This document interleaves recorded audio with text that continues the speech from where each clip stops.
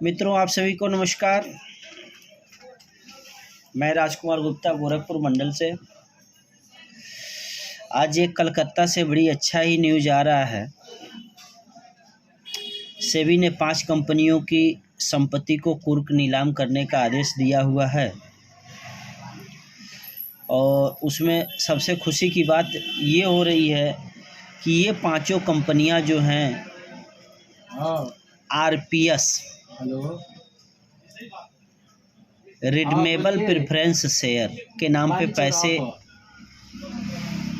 Market से generate किया RPS plan को बेच करके। चूँकि हम लोगों का भी जो निवेश रहा है वो कहीं न कहीं जो है इसी से मिलता जुलता रहा है और बहुत सारे साथियों का हम लोगों का शिकायत था कि कंपनी ने शेयर के नाम पे मार्केट से फंड जनरेशन का काम किया हुआ है और वो बच जाएगी। सो आप लोगों को पहले से मैं कह रहा था कि धोखा किसी भी तरह का हो,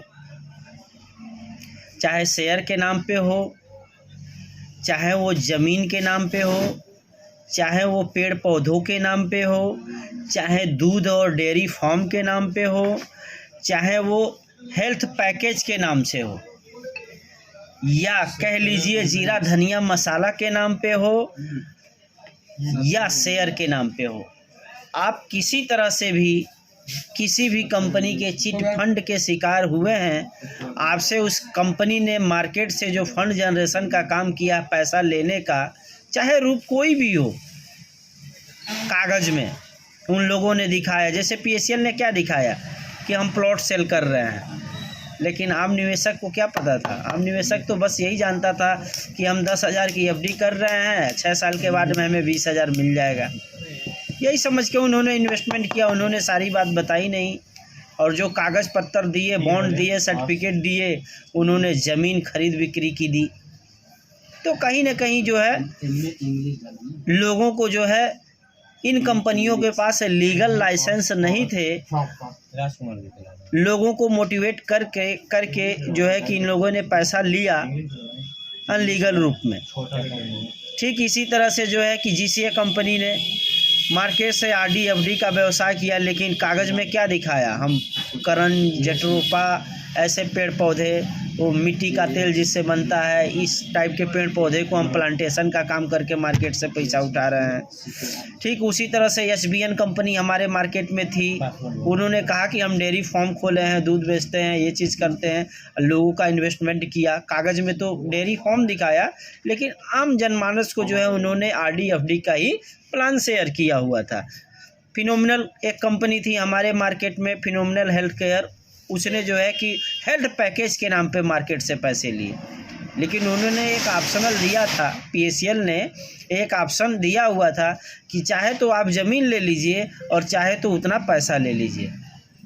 जीसीए ने भी कहा था कि चाहे तो आप प्लांटेशन का वो करण जटरोपा ऐसे 50 को पेड़ पौधों का नाम जो है कि ले लीजिए, या उसका इतना वैल्यू जो होता है वो ले लीजिए। जो आरपीएस बेचने वाली कंपनी थी, रिडीमेबल प्रेफरेंस शेयर, कागज़ में तो आरपीएस था, रिडीमेबल प्रेफरेंस शेयर, लेकिन उन्होंने भी एक वो दिया था कि आप जो है कि शेयर की वैल्यू इतनी होगी, या तो वो ले लीजिए, और नहीं लेना चाहते हैं तो आप उसकी वैल्यू जो है इतना हो जाएगी, यानी 4 साल 5 साल 6 साल में दुगना हो जाएगा, वो ले लीजिए। तो लोगों ने वैल्यू शब्द को नहीं समझा, ज़मीन को नहीं समझा, पेड़ पौधों को नहीं समझा, दूध को नहीं समझा, हेल्थ पैकेज को नहीं समझा, और उन्होंने दूना तीना के नाम पे ही इन्वेस्टमेंट कर रखा है। तो मित्रों, आज के डेट में जो है कि एक न्यूज़ आ रही है कलकत्ता से, कल के ही डेट में इशू हुआ है, सेबी ने गाइडलाइन जारी किया है उन 5 कंपनियों के ऊपर, जिसमें एक राखल भारती ग्रुप ऑफ कंपनीज है। मैंने भी देखा है, प्रभात खबर वगैरह सब में छपा हुआ है कि सेबी इन 5 कंपनियों को जो है, जो भी प्रॉपर्टी है उसको सीज करना, सेल आउट करना, ये सारे काम कर रही है, और उसके माध्यम से जो है कि लोगों का जो है किसी हम देख लो लोगों का जो है कि भुगतान करने जा रही है। तो हम लोग भी जिस कंपनी से पीड़ित थे उसका नाम था इंडसवेयर इंडस्ट्रीज लिमिटेड। करती क्या थी आप लोगों को पता है, जो इंडसवेयर इंडस्ट्रीज कंपनी में इन्वेस्टमेंट कर रखे हैं, निवेशक हैं या अभिकर्ता रह चुके हैं, तो कंपनी ने जो है कि शेयर के नाम पे ही मार्केट से फंड जनरेट किया था एक पब्लिक लिमिटेड कंपनी थी, 2010 की कंपनी थी, आरओसी रजिस्टर्ड कंपनी थी, इंडसवेयर कंपनी। और उसने मार्केट में आरपीएस स्कीम बेचा, रिडीमेबल प्रेफरेंस शेयर। और उस कंपनी के जो बुक्स थे, किताब थे, उसमें 50 गो जो है कि धाराएं छपा रखे थे कि हमारी कंपनी जो है जो प्रोडक्ट आरपीएस बेच रही है वह कंपनी अधिनियम की 1956 की फला धारा, ऐसे 50 धाराएं आज भी बुक रखा हुआ है। हमारे पास तो जो लीडर आए हुए थे उन लोगों ने, कंपनी के आरएम आए हुए थे, डायरेक्टर्स आए हुए थे, बालचंद चौरसिया डायरेक्टर आए थे, आरएम आए थे जो है कि आपके सीपी दुबे बनारस वाले। उन लोगों ने जब इन्वेस्टमेंट करने से पहले मुझे प्लान दिखाया था तो कंपनी अधिनियम 1956 का बुक लेके आए थे और उन्होंने बताया था कि यह जो आरपीएस है, कंपनी तो अलग है, कंपनी ने जिस फंड में इन्वेस्टमेंट किया, जिस प्लान में इन्वेस्टमेंट किया था, उन्होंने पूरा बताया था कि यह कंपनी अधिनियम की 1956 की ऐसे 20-25 धाराओं के तहत जो है ये आरपीएस सुरक्षित निवेश है। और इन्होंने कहा करके जो है कि उसमें निवेश किया हुआ था इंडसवेयर का आरपीएस प्लान, कि ये लीगल वे में है, हम इसका स्टाम्प ड्यूटी पेड करते हैं, ये पब्लिक इशू है, ये चीज़ है, वो चीज़ है, वो चीज़ है। और आज सेबी ने पूरा क्लियरेंस कर दिया कि कोई भी पब्लिक इशू यानी जो आरपीएस है वह 50 लोगों से ज़्यादा लोगों को शेयर नहीं किया जा सकता। हाँ, 50 लोगों से ज़्यादा लोगों को शेयर कर सकते हैं, लेकिन उसके लिए सेबी से रजिस्टर्ड होना ज़रूरी है, कुछ डॉक्यूमेंट फाइल करने ज़रूरी है, जो कि हम निवेशकों को नहीं पता था। और वो लोग दिखाते थे कि हम हर महीने का जो है कि स्टाम्प ड्यूटी पेड करते हैं, इतना हमारा टैक्स कटता है, ये चीज़ होता है, वो चीज़ होता है, लीगल रूप से वैध है। कंपनी अधिनियम की 1956 की धाराओं के तहत आरपीएस 100% सिक्योर निवेश है, जैसे किसान विकास पत्र होता है, एनएससी होता है, उसी टाइप का होता है। और हम लोग भी भोले वाले जनता थे, आम गांव में रहने वाले निवेशक थे, हम लोग भी उनकी बातों पे विश्वास किए, कानून की अधिनियम को देखे। हमारे तो बगल महाराजगंज ज़िले में बहुत सारे लॉयर थे, वकील थे, उन लोगों ने 2-2 लाख, 5-5 लाख, 10-10 लाख का इन्वेस्टमेंट कर दिया। तो हम लोग तो आम पब्लिक थे, वकील भी उन धाराओं को समझ करके जो है कि निवेश कर दिए।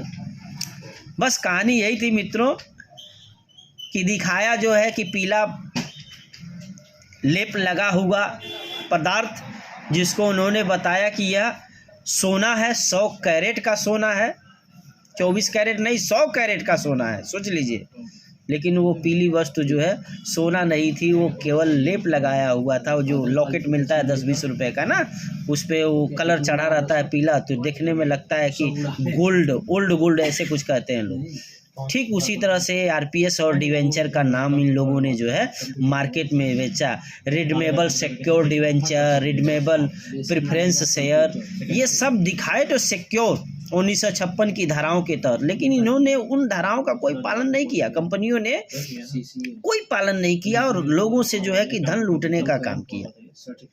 तो बहुत खुशी की बात है, खासकर जितने भी शेयर्स हैं, पिनकॉन ग्रुप ने भी बहुत सारे कंपनियों से, जैसे एलआरएन फाइनेंस से उन्होंने आरपीएस सेल किया था। आरपीएस का पूरा नाम समझ लीजिए, रिडीमेबल प्रेफरेंस शेयर, ठीक है। तो ये चीज़ें थी। उन्होंने बताया कि बोर्ड ऑफ डायरेक्टर अपने शेयर को जो है कि आम पब्लिक में वो शेयर कर सकते हैं, बेच सकते हैं, लेकिन आज पता चल रहा है कि सेबी के गाइडलाइन के हिसाब से 50 लोगों से ज़्यादा लोगों को वो शेयर नहीं ट्रांसफ़र कर सकते। उसके लिए अलग नियम प्रोसेस सेबी में लिस्टेड होना चाहिए, चाहे जो भी चीज़ें हैं।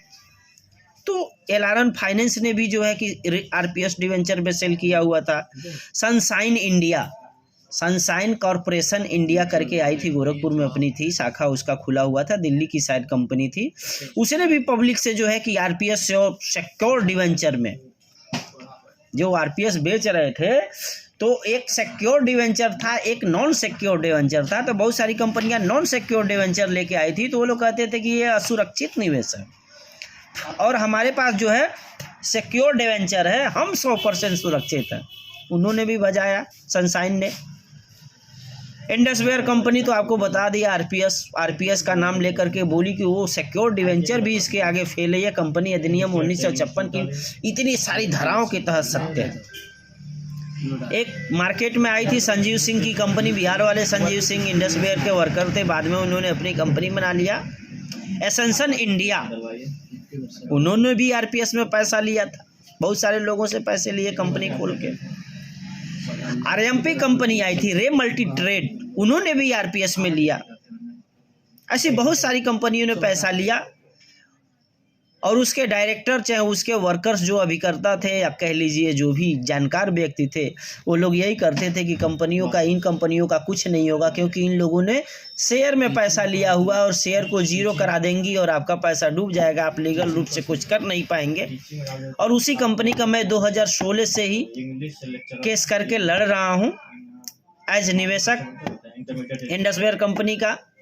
आज उसका सीएमडी जो है अरुणेश सीता, उस कंपनी के डायरेक्टर बालचंद चौरसिया, दोनों लोग बनारस जेल में हैं। लगभग 1.5 साल हो गया जेल में, अखबार में भी निकला हुआ था। 300 करोड़ का ठगी का मास्टरमाइंड अरुणेश सीता, बालचंद चौरसिया गिरफ्तार, एसआईटी ने किया हुआ था उसको गिरफ्तार। तो मित्रों, मुझे ये कहना है कि आप किसी भी तरह से पीड़ित हैं, कंपनियों ने चाहे जिस तरह से आपको लूटा है, आम निवेशक तो बस यही जान के पैसा निवेश किया हुआ था कि हम पीएसएल में जमीन के नाम पे नहीं बल्कि 10,000 दे रहे हैं तो 20,000 मिलेगा। पिनकोन में उन्होंने शेयर के नाम पे नहीं, दूना तीना के ही नाम पे पब्लिक ने जो है कि छोटे छोटे अमाउंट जो है ग्रामीण सर्किल के लोगों ने जमा किया हुआ था। तो कंपनी चाहे किसी भी तरह से धोखा कर ले, लेकिन उन्होंने पब्लिक से जो फंड रेजिंग का काम किया हुआ है और उसको रिटर्न नहीं दिया है, तो आज नहीं कल उनको रडार पे आना है और उनको पैसे वापस देना है। तो बहुत अच्छी सूचना हमको लगी कलकत्ता की। राखल भारती ग्रुप कंपनी जो है या अदर जो 4-5 कंपनियां हैं, उन लोगों के ऊपर जो है कि सेबी के द्वारा चाहे कह लीजिए सरकार के द्वारा जो एक्शन हो रहा है, बहुत अच्छी बात है। मुझे बहुत खुशी हुई, तो मैंने कहा कि मित्रों को बता दूं।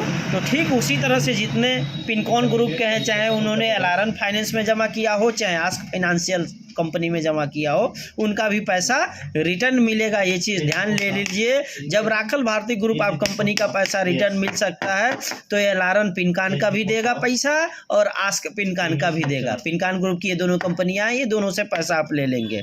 सनशाइन कॉरपोरेशन जो डिवेंचर और आरपीएस लेके आई थी, उसको भी पैसे रिटर्न करने होंगे, उसके भी जो है पैसे रिटर्न करने होंगे।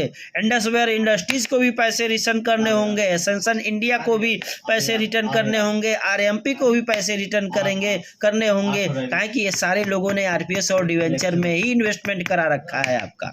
और ना एक काम कीजिए, जीसीए की बात कर ले, उन्होंने पेड़ पौधे के नाम पे निवेश किया हुआ है, उनको भी पैसे वापस करने होंगे। पीएसएल ने जमीन के नाम पे पैसा लिया है, उसको भी पैसे वापस करने होंगे। एसपीएन ने डेयरी फार्म दूध के नाम पे लिया हुआ है, उसको भी पैसे वापस करने होंगे। फिनोमिनल ने हेल्थ के नाम पे लिया है, उसको भी पैसे वापस करने होंगे। सहारा क्यूसाप ने जीरा धनिया मसाला प्रोडक्ट सेलिंग के नाम पे पैसा लिया था, उसको भी पैसे वापस करने होंगे। अल्केमिस्ट ने भी शेयर के नाम पे पैसा लिया हुआ था, डिवेंचर के नाम पे पैसा लिया हुआ था, उसको भी वापस करने होंगे। यूनिवर्सल पिनकान ग्रुप का ही है, यानी पिनकान तो आ गया तो ऐसे आना, यानी इन सबको पैसे वापस करने होंगे, चाहे वो किस तरह से लोगों से जो है कि धन लूटने का काम किया।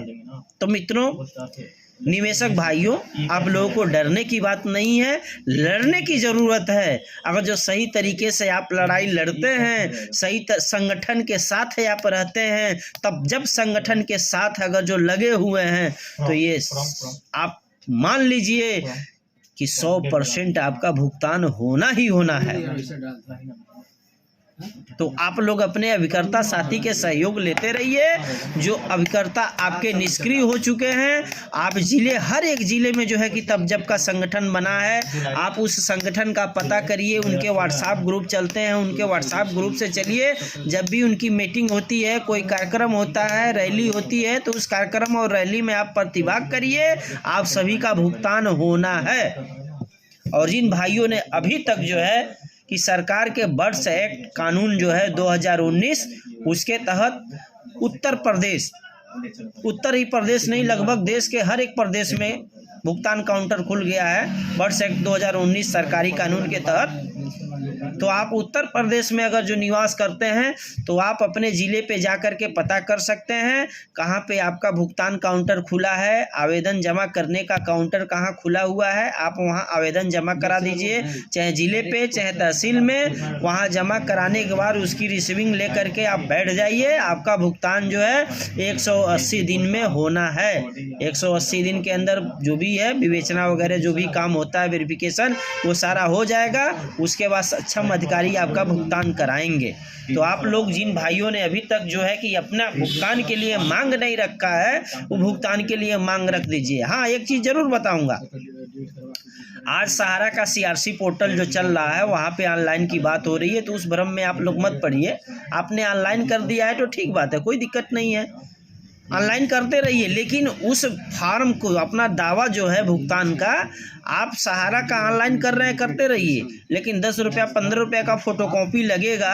उस वर्ष एक्ट 2019 का फार्म भर के अपने निवेश का प्रमाण पत्र वगैरह डिटेल लगा करके आप वर्ष एक्ट के तहत जो आपके तहसीलों में, आपके ज़िलों में वो भुगतान काउंटर खुला हुआ है, आप लोग वहाँ जमा जरूर कर दीजिए। मैं बता रहा हूँ CRC आपका भुगतान कभी नहीं कर पाएगा, क्योंकि वो कहीं ना कहीं सरकारी मशीनरी के अंतर्गत है, और सरकारी मशीनरी जो है कहीं ना कहीं संदेह के जो है कि दायरे में आ रही है।